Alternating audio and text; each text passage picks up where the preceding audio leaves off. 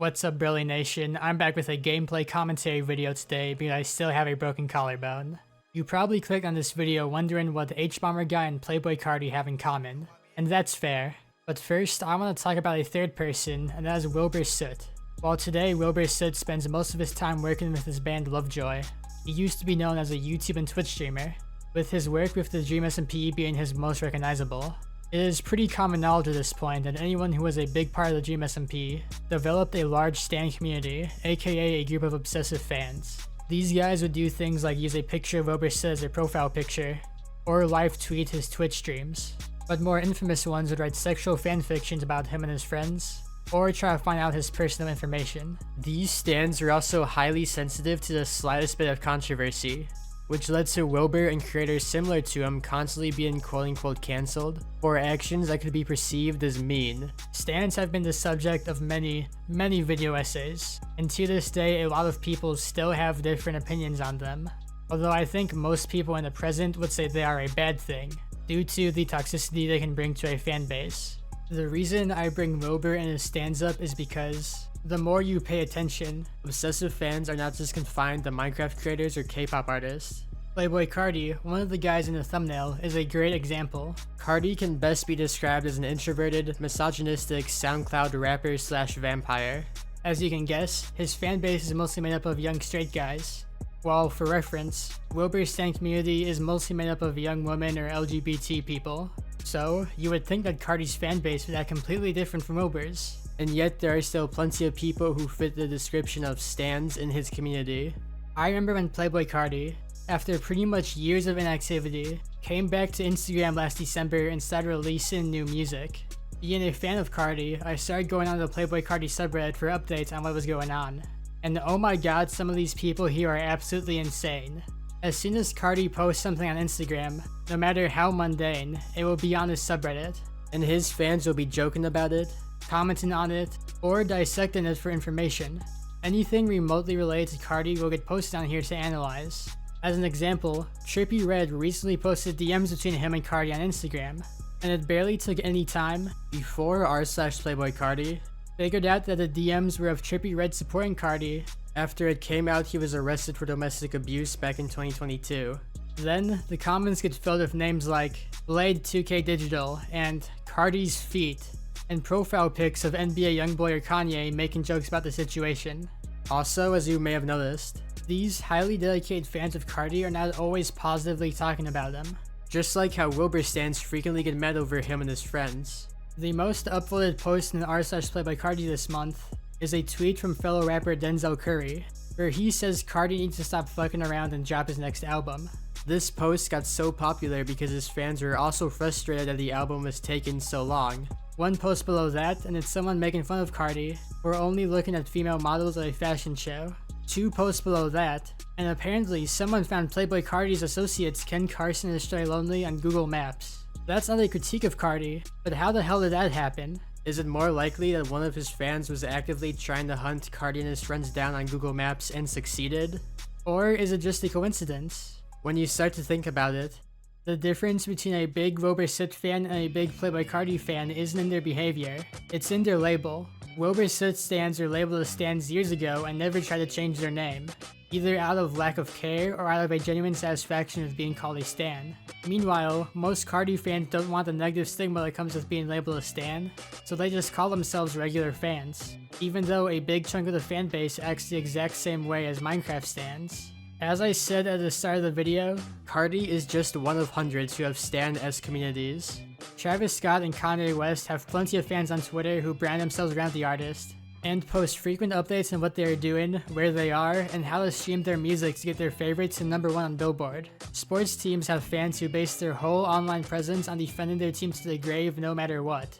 Fans of reality TV shows like Survivor will speculate and comment on the social lives of past contestants. When actress Mia Goth was sued by a background actor for assault, hundreds of her fans tweet about how they wish Mia Goth had personally assaulted them. Paper Mario fans will kill you with a chainsaw in real life if you criticize the 1,000-year door. Pretty much every popular thing you can think of has a group of highly dedicated and obsessive fans who spend a big portion of their life thinking about or discussing that popular thing. For years, these obsessions have been viewed as a bad thing, as the term implies that it is unhealthy. If this is true, then there is a straight-up epidemic going around. So, this raises the question, are all these obsessions inherently bad? Because I'd argue that most are not. Obviously, if you're jerking off the Playboy Cardi pictures or Sydney Sweeney and Madam Web, then yeah, you are not normal. But I think we often let the bad actions of some obsessive fans dictate how we think about all of them. It is true that many obsessive fans theme their social media accounts around their obsessions, and post a lot about them. But only a small minority actually act in ways considered immoral. But because one sees King Vamp 666 create AI art of Playboy Cardi and Lil Uzi Vert kissing, they may assume that Opium 2024, who has a profile pic of Cardi and Uzi performing together at a concert, probably supports King Vamp 666 artwork, when in reality, these are two completely different people. Maybe Opium 2024 ships Cardi with Travis Scott, we don't know. It's easy to forget when you read a Reddit comment or a tweet that that person is only speaking for themselves, and not the hundreds of thousands of people that may be obsessed with that same thing as them. I think more people are obsessed with something than they want to admit. I previously mentioned how I started going on r/PlayboyCardi for updates on music, and guess what? I still check that subreddit, along with similar ones like r/GoodAssSub, probably 10 times a day, despite me being weirded out by some of the posts, because at the end of the day, I want to see things that I'm interested in, and want to hear the opinions of people with the same interest as me. That is all a fanbase is. Not everyone understands why someone would spend so much time looking at r/PlayboyCardi. Because not everyone is interested in Playboy Cardi.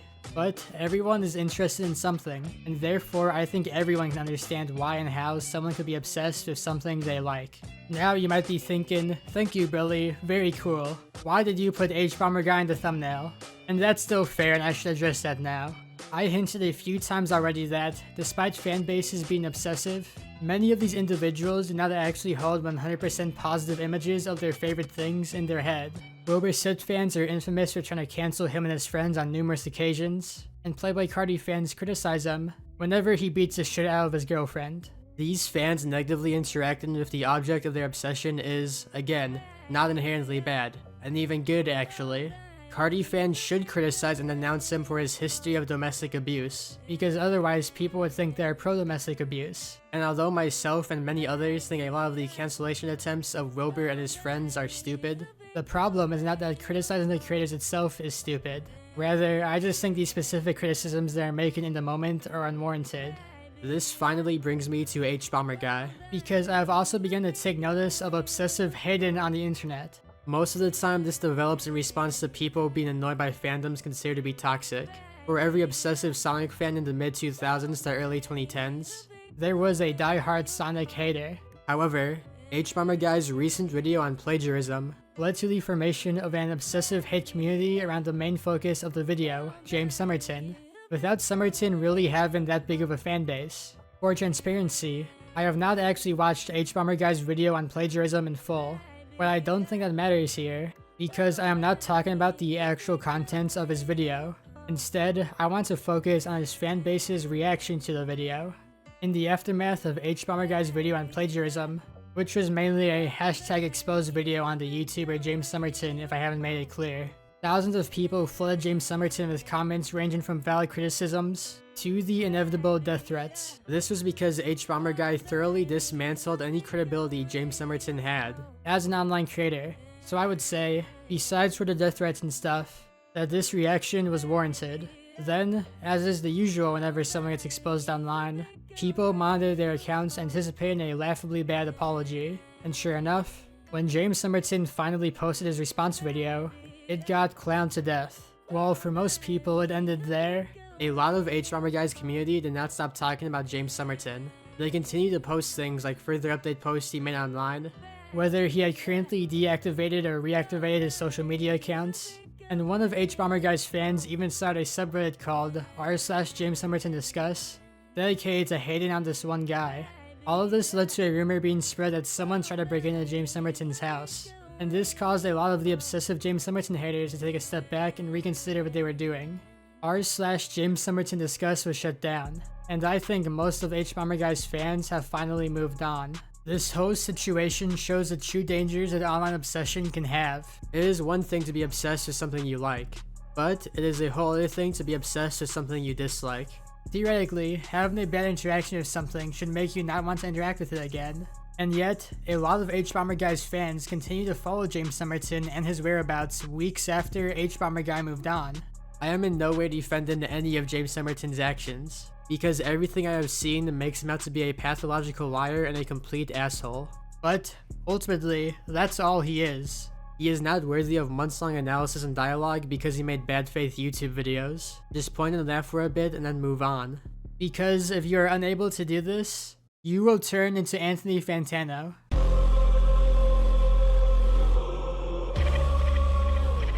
Anthony Fantano is a music reviewer on YouTube who, despite being very respected by many people, has plenty of controversial reviews, with this old tweet of mine naming a lot of them. His most infamous, however, is probably his My Beautiful Dark Twisted Fantasy review. This Kanye West album is widely regarded by both fans and critics alike to not just be one of Kanye's best, but one of the best rap albums of all time. But Fantano didn't see the hype, and only gave it a 6 out of 10. Ever since then, Fantano has had a very rocky relationship with Kanye's fanbase. He will give albums like Life of Pablo and Kids See Ghost outstanding reviews. But other times, he will piss the fanbase off by trashing another one of Kanye's projects. For years, I, like most people, never gave Fantano's opinion too much thought.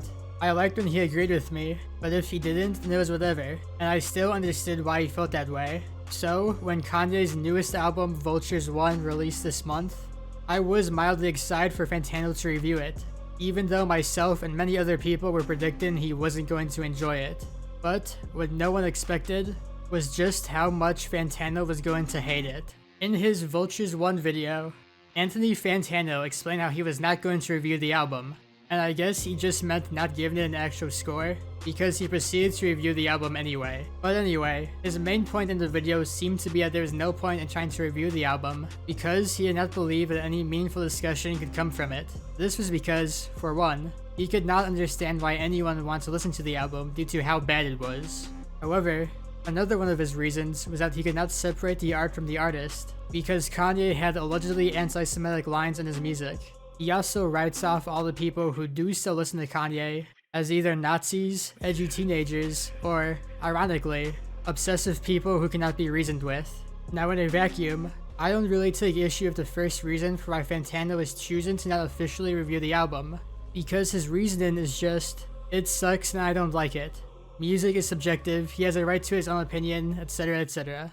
The problem I and many others have are those last 2 points. In regards to the separating the art from the artist, Fantano is ridiculously hypocritical. He has previously reviewed Kanye's controversial buddies like Playboi Carti, who, like I said before, is a notorious domestic abuser, and Travis Scott, whose immensely irresponsible actions led to 10 people dying at a concert that he was the face of.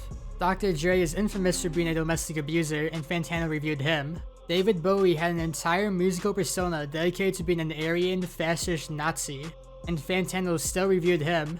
Fantano literally reviewed convicted murderer and self-proclaimed neo-Nazi Varg Vikernes back in 2011 and gave him a 6 out of 10. It is not a secret that any of these artists are terrible people, and did bad things, so why do they get an excuse while Kanye does not? Fantano tries to get ahead of this criticism in his video by saying that, because Kanye makes references to his anti-Semitic comments on the album, it is no longer possible to separate the art from the artist.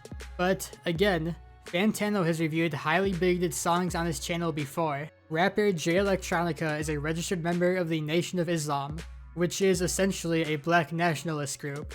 And his verse on No Name's 2023 album is filled to the brim with anti-Semitic comments. Yet, Fantano reviewed the track and the album, and despite voicing his concerns, he did not even put it on his worst songs of the album list. Additionally, Tom MacDonald is a very conservative white rapper who constantly faces accusations of racism and similar isms. And while yes, Fantano has not actually individually reviewed a Tom MacDonald album on his channel, he does still review some of his singles on his second channel, and it's not like Fantano likes him as an artist either, as MacDonald constantly shows up in his worst list year after year, so Fantano can't claim he would try to review Kanye's music if it was good.